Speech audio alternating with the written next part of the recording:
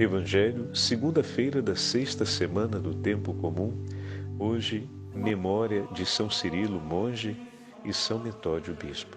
O Senhor esteja convosco, Ele está no meio de nós. Proclamação do Evangelho de Jesus Cristo, segundo São Marcos. Glória a vós, Senhor.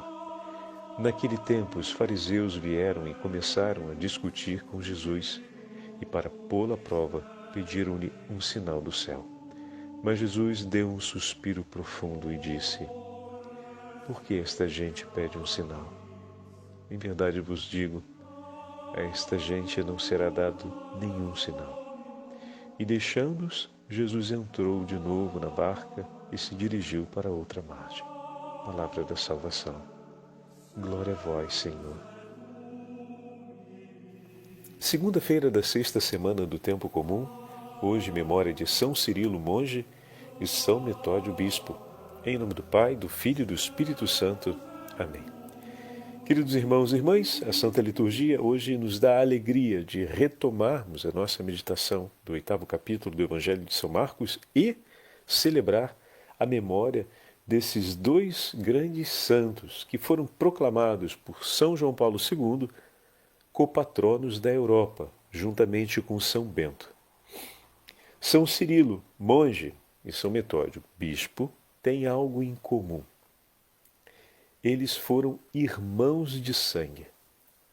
Nascidos na região grega de Tessalônica, vieram de uma família nobre, e seu pai investiu muitos recursos a fim de que seus filhos pudessem ter a melhor educação e pudessem ser bem formados em erudição e também nas ciências da época. Metódio é o mais velho. Estima-se que seja por volta de 6 anos ou 8 anos mais velho que seu irmão Cirilo. Metódio recebeu grande formação por parte do seu pai e, com a progressão dos estudos, seguiu a vida pública e, por fim, passou a condição muito relevante e foi como, não um governador, mas o responsável por uma das fronteiras do império na época, um cargo de alta relevância. E com toda a formação que havia recebido do seu pai, desenvolveu com grandes méritos essa função. Mas olha a delicadeza, meus irmãos, como o Senhor vai conduzindo a história de uma vocação. Todos foram prestigiados com tantos dons e graças que o Senhor concedeu a eles, desde a família em que nasceram até todos os recursos que receberam. Por fim, como nós falávamos, São Metódio seguiu um caminho. Seu irmão ainda seguiu os estudos em Constantinopla. E São Metódio, depois de desenvolver esse serviço, ali, no desenvolvimento desse serviço, conheceu muitos povos de origem eslava e teve a convivência com eles e um conhecimento mais aprofundado da cultura e das línguas faladas por esses povos. Bom, aqui nós temos uma experiência muito significativa. O Senhor foi dando a ele a oportunidade de viver tudo isso. Não sabíamos ainda onde isso ia chegar, mas o Senhor estava conduzindo ele, pouco a pouco. Depois, em um determinado momento, ele decide entrar para a vida contemplativa e abandona a sua carreira e escolhe então ir habitar em um monastério próximo do Monte Olimpo, o famoso monte grego, chamado de Montanha Sagrada. Bom, Cirilo, como falávamos, seu irmão mais novo, seguiu os estudos em Constantinopla e desenvolveu também uma relevante carreira no mundo acadêmico e no mundo político, chegando ao ponto de ser secretário do Patriarca de Constantinopla e o responsável pela famosa biblioteca da Igreja de Sofia, na atual cidade de Istambul. A famosa Igreja de Sofia, que depois foi transformada em mesquita e foi novamente entregue aos cristãos, enfim, tem uma longa história e naquela época, no período do 800, final do 800, ali também existia uma grande biblioteca e, dessa forma, Cirilo, sendo bibliotecário, tornou-se relevantemente douto no conhecimento das línguas. Olha que coisa. Anos mais tarde, São Cirilo, que também também era formado em filosofia, decidiu retirar-se para um mosteiro próximo do Mar Negro, uma região bem distante. E ali se recolheu em estudos e, ao mesmo tempo, na vida de oração. Mas foi reconhecido e logo uma legião de pessoas começou a ir ao encontro de São Cirilo e ele voltou para a escola superior de Constantinopla. E anos mais tarde, ele consegue, enfim, se recolher no mosteiro juntamente com seu irmão Metódio. Mas aconteceu que o Senhor queria levá-los além. E, a pedido do imperador da Moldávia, foram dispostos alguns cristãos que pudessem cuidar dos povos eslavos, evangelizando-os na própria língua. E foram separados para isso São Cirilo e São Metódio, e foram enviados nessa grande missão de ir ao encontro dos povos eslavos e poder transmitir para eles o Evangelho. Eles levaram os textos sagrados e praticamente desenvolveram um novo alfabeto, acompanhando os fonemas, a estrutura da língua e a cultura dos povos eslavos, e assim surgiu a tradução da Sagrada Escritura nas línguas, para as línguas eslavas, unificando a grafia naquilo que depois receberá o nome de cirílico, que é em homenagem a São Cirilo. Bom, aqui a vida dos dois irmãos começa novamente a percorrer outras estradas. E após a composição desse texto e tantas controvérsias e perseguições, ontem falávamos sobre isso no Evangelho, nas bem-aventuranças, os discípulos de Jesus vão ter sempre a perseguição acompanhando suas vidas. Não foi diferente na vida dos dois irmãos. E por fim eles foram a Roma para se encontrar com o Santo Padre e resolverem algumas questões sobre isso. Então é uma história bem abreviada. Nessa viagem a Roma, Cirilo adoece e morre no dia 14 de fevereiro. Nós celebramos, então, no dia da morte de São Cirilo, a memória dos dois irmãos. E antes de sua morte, ele lembra a seu irmão Metódio que é preciso seguir o caminho por onde o Senhor o conduzir. As palavras são muito significativas. Eu sei que você ama sua montanha, fazendo referência ao mosteiro, mas deixe o Senhor te conduzir pelas estradas que Ele quiser, pois não terá lugar melhor para você encontrar a sua salvação. E essa palavra pode ficar para a gente hoje como um grande chamado. Deixa o Senhor te conduzir pela estrada que Ele te propõe. Esse foi praticamente o tema que nos acompanhou nesses últimos 3 dias, inclusive ontem, domingo, falando sobre as bem-aventuranças.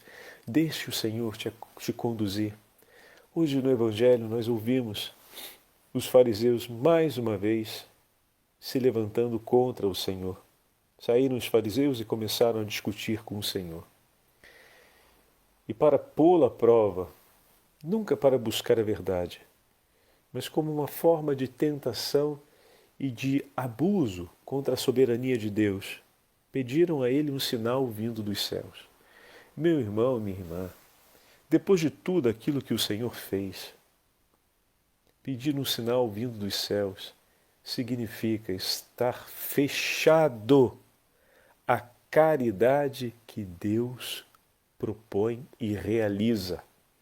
Significa não aceitar a forma como Deus apresenta a Boa Nova, porque diante de todos os sinais já oferecidos pelo Senhor, onde os céus e a multidão o reconhecia, também os discípulos reconheciam, os céus eloquentemente ensinavam o caminho da caridade, apontava na direção do Senhor, confirmava as palavras de nosso Senhor, levando ao conhecimento dos homens como Messias.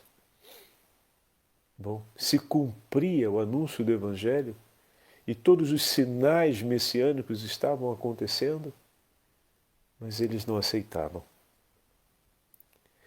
Como é ruim saber que existem corações que não aceitam Deus do jeito que Ele é. Como é ruim.